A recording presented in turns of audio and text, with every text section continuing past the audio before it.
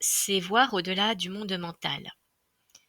On va approfondir un petit peu plus ce monde mental, puisqu'il s'agit du monde matérialiste dans lequel nous sommes. C'est un monde où l'humanité, les humains se raccrochent de plus en plus, ils se raccrochent de plus en plus à ce monde matérialiste. Ce monde matérialiste est lié au mental. C'est-à-dire que c'est une croyance profonde, telle qu'une religion, où on se dit: je crois qu'en ce que je vois. Et c'est une croyance liée à la matière, telle qu'une religion. C'est une forme de religion, non pas en un Dieu, mais en un monde matériel, avec des besoins extérieurs de plus en plus oppressantes, de plus en plus ancrés, c'est-à-dire ces besoins de consommation, ces besoins extérieurs de guérison, des besoins extérieurs de sauveur, des besoins extérieurs, tout ce qui touche à la matière.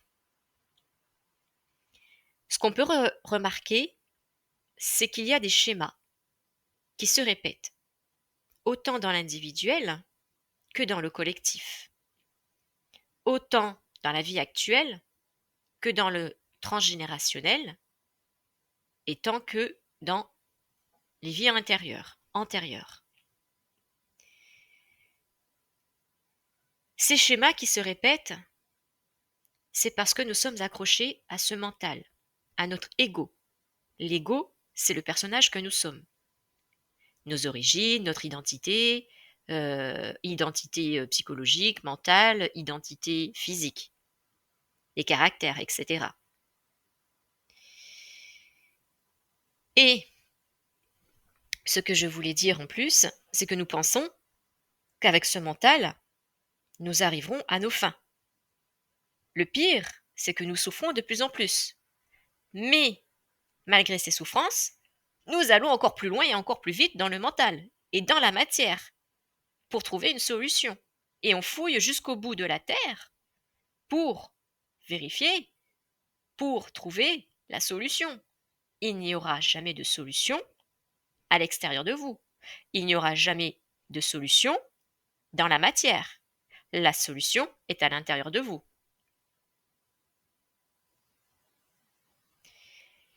Avec le mental, nous pensons qu'il y a la solution pour tout. Et en réalité, ce qui se passe, on se détruit. Nous nous détruisons.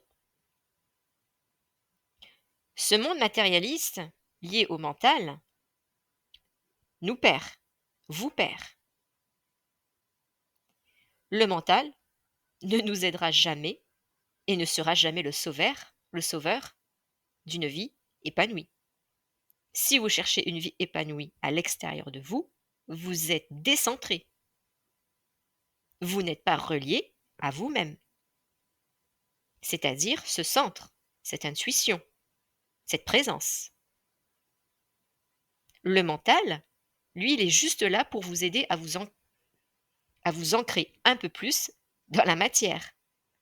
Alors que ce que vous êtes réellement, ce centre, cette présence, vous aide à vous ancrer,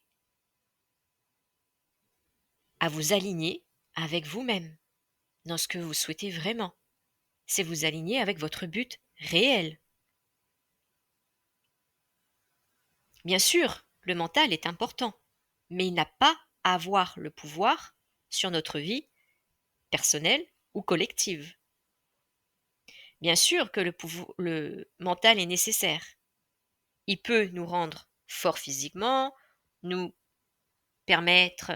peut nous permettre d'avoir de meilleures notes, une réussite professionnelle, de nous donner aussi des cadres, autant dans les contours que dans le fond, et il est nécessaire.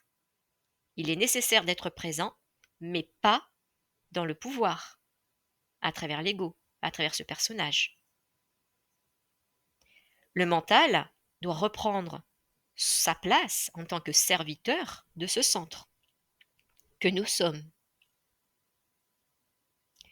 Donc tant que vous irez dans la direction du mental et dans ce monde matérialiste en cherchant des solutions à l'extérieur de vous, vous vous éloignerez de vous-même.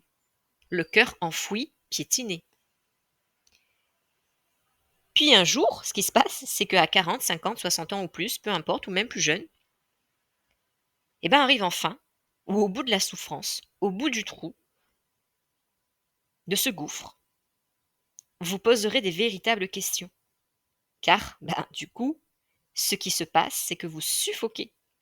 Vous êtes au bout du rouleau. Et tant qu'on n'a pas compris, et qu'on cherche toujours à l'extérieur de nous, tant que vous cherchez à l'extérieur de vous, eh ben vous suffoquez. On suffoque.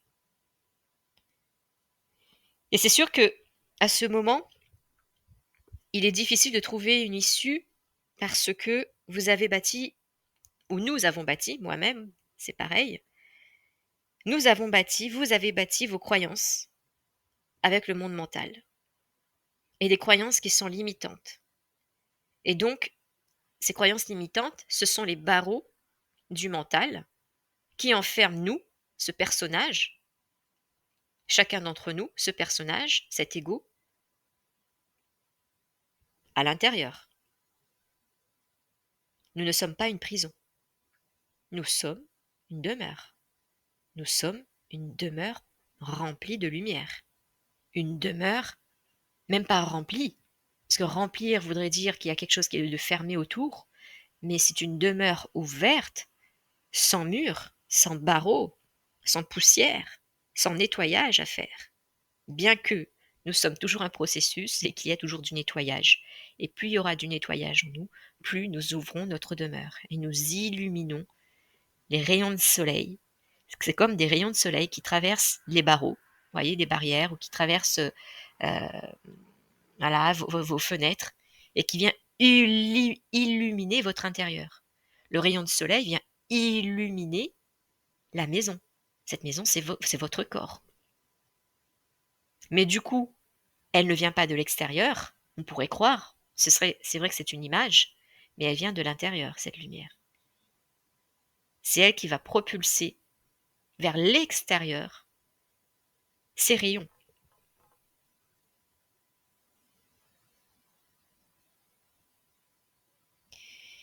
Et le mental ne vous fait voir que ce que vous pouvez voir. Avec un avis limité, une vision limitée, je crois qu'en ce que je vois. Alors que ce que vous êtes vraiment, ce centre lié à cette intuition, au cœur, est celui, le cœur voit vraiment. Ce centre voit vraiment. C'est lui qui voit tout, qui sait tout. Ce que je disais dans le post précédent, c'est qu'on parlait des 5 sens qui sont liés à notre extérieur et donc au mental. Les autres sens intérieurs ne sont pas palpables. Mais pourtant, ces sens, c'est des sens subtils qui voient, qui goûtent, qui touchent, qui écoutent vraiment de l'intérieur. La seule vérité est celle qui se révèle en vous-même, au sein de votre centre. C'est celle que l'on ressent, que nous ressentons au-delà de nos 5 sens.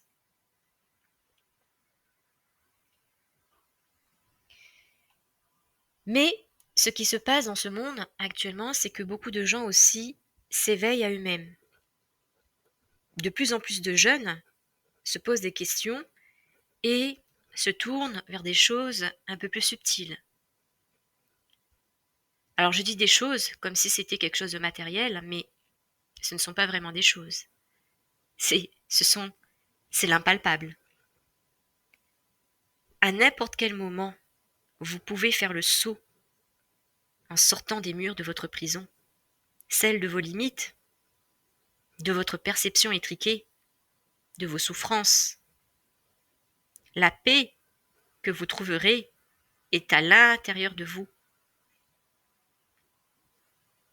Et à partir de ce moment où on chemine vers cette paix intérieure, où on sort de notre prison tout doucement, peu à peu importe, chacun a ses propres clés.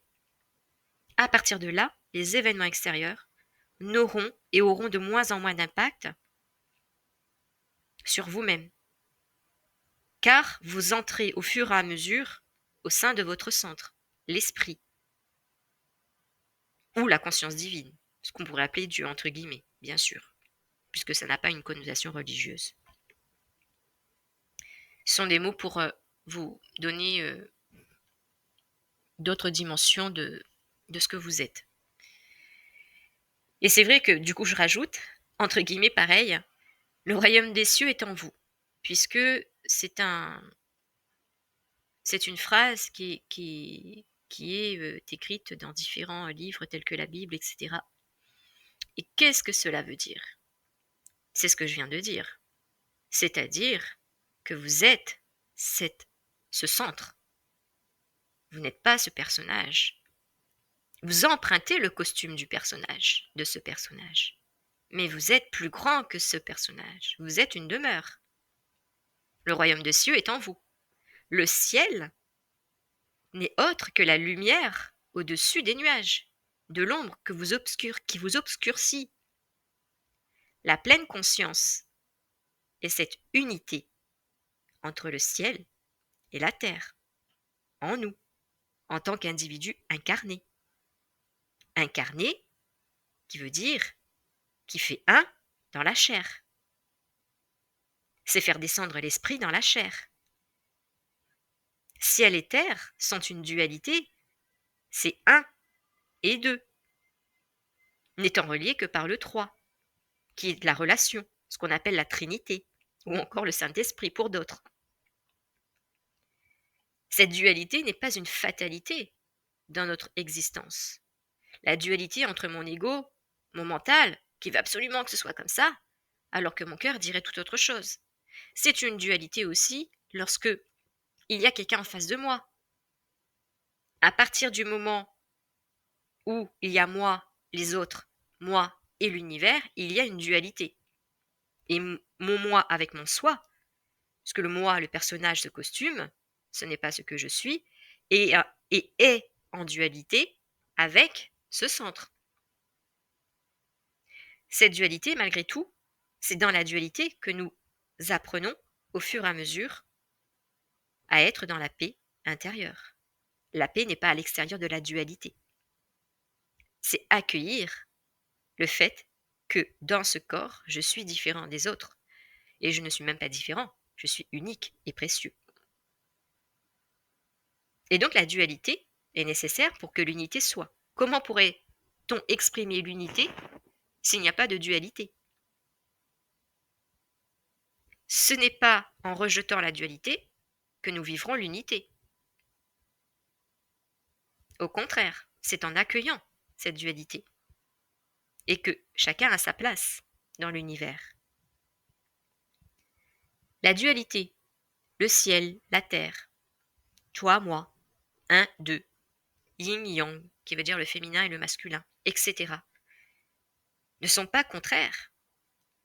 Ils sont peut-être opposés, mais surtout complémentaires. Moi est complémentaire de toi.